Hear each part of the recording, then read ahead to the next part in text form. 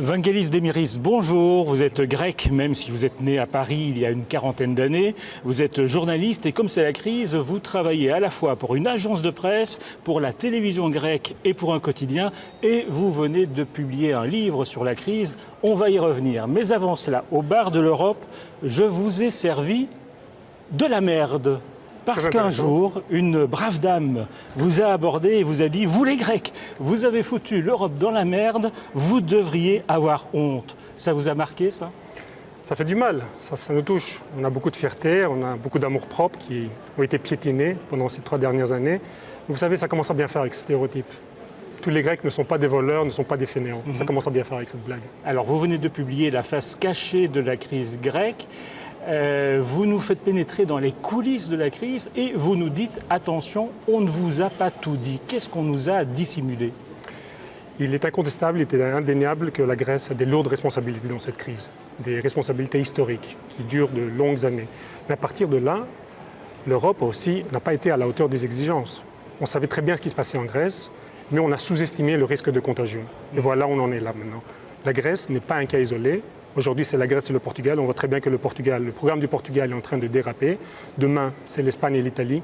Et peut-être après-demain, la France ou la Belgique. Mais le péché originel, c'est quand même le mensonge d'Athènes qui a triché sur les chiffres de son budget.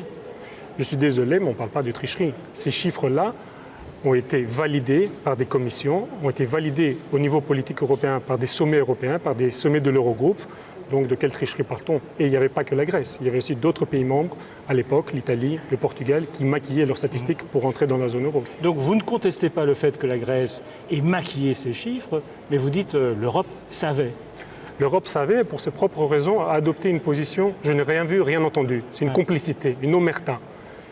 Donc il faut avancer, il faut voir ce qui se passe à partir de maintenant. Moi je suis très inquiet pour l'actualité. Les jours, les semaines à suivre en Grèce, j'ai peur qu'il y aura une explosion sociale. Alors, je vous arrête parce que nous allons essayer de joindre via Skype, si nous avons la liaison, un correspondant à Berlin, un de vos collègues, qui a envie de vous poser une question. On l'écoute. Bonjour, je m'appelle David Philippot et je suis correspondant à Berlin. Et ici, en Allemagne, on entend un double discours ces derniers temps. D'une part, les derniers sondages confirment que les Allemands ne souhaitent pas de traitement de faveur pour la Grèce. Ils sont, par exemple, massivement opposés à un 3e plan d'aide. Même le plus europhile des ministres du gouvernement Merkel, c'est-à-dire Wolfgang Schäuble, se dit opposé au principe d'un délai supplémentaire accordé à Athènes. Mais d'autre part, Angela Merkel a adopté un ton plus conciliant lors de la dernière visite du Premier ministre Samaras. Et l'administration allemande pense que la Grèce, le gouvernement grec, ces derniers temps, a vraiment pris conscience des efforts qu'il fallait engager. Alors ma question est la suivante, pensez-vous que c'est le cas, effectivement, ou que c'était déjà le cas auparavant ? Et avez-vous le sentiment, avant même que le rapport de la Troïka ne soit rendu, que le sort de la Grèce est déjà joué et que l'Europe serait prête à sacrifier votre pays au profit de pays du noyau dur de l'Union européenne, comme l'Espagne ou l'Italie ? Réponse ?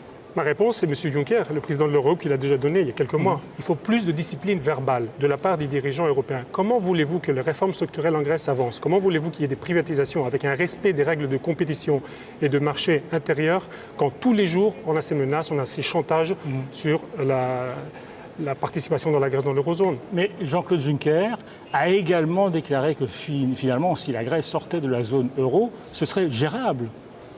Ce serait gérable. Malheureusement, il y a des signaux très inquiétants, des signaux d'abandon, de marginalisation de la Grèce. Je suis désolé, mais notre avenir est dans l'eurozone. On a tout fait pour ça, on a voté pour l'euro. Les Grecs sont prêts à tourner la page.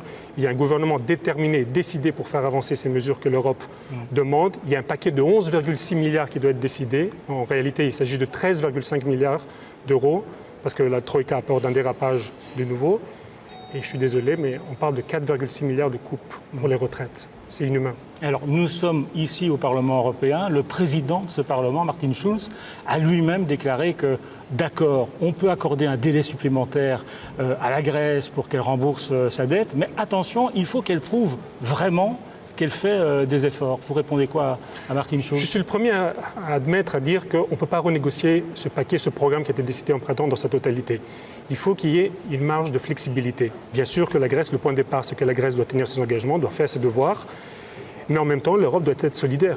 Une zone monétaire, c'est la discipline, c'est le respect des règles, mais c'est aussi la solidarité et la flexibilité. Et vous trouvez normal que le gouvernement grec demande aujourd'hui un délai supplémentaire? C'est un délai supplémentaire de 2 ans, comme on peut très bien comprendre. C'est une chose d'appliquer des mesures de 1,6 milliard sur 4 ans que sur 2 ans.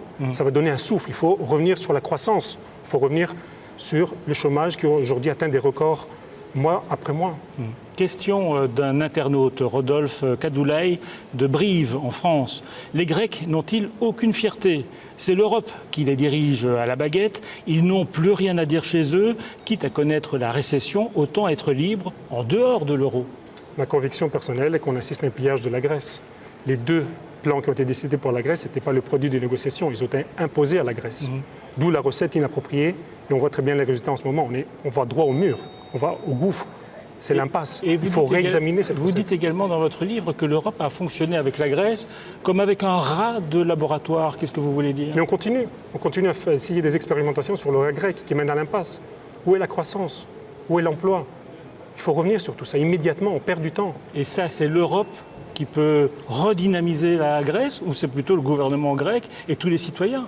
Des 2 côtés. La Grèce doit faire ses devoirs. C'était pas un très bon élève dans le passé, je l'admets, mais l'Europe aussi doit être solidaire. Il y a des mesures sur la table. On ne parle pas d'un nouveau paquet, on ne parle pas d'un financement supplémentaire. Il y a des solutions alternatives sur la table qui ne coûtent pas un seul euro. Il y a la décision du sommet européen du 29 juin qui consiste à la recapitalisation des banques à travers le mécanisme de stabilité européen. On pourrait décider aussi une baisse des taux d'intérêt. Il y a une proposition néerlandaise, les Pays-Bas, c'est très intéressant, qui consiste aussi à avancer les tranches d'aide vers la Grèce. C'est une question de volonté politique. Les solutions sont là. Cela dit, vous n'êtes pas vraiment optimiste parce que votre livre commence en 2015 et vous annoncez en quelque sorte le décès, la mort de votre pays, la mort de la Grèce. C'est ce qu'on veut éviter. Et c'est notre dernière chance. La balle est dans notre camp. On va tout faire pour démentir ces Cassandres à travers l'Europe, surtout dans le nord de l'Europe, qui font tout pour forcer la Grèce en dehors de l'euro. Nous, on ne veut pas ça. Merci Vangelis Demeris d'être venu au bar de l'Europe. Généralement, je propose à l'invité de goûter le plat que je lui ai servi, mais aujourd'hui, vous en êtes exempté. Merde, si je ne me trompe pas en français, ça veut dire bonne chance.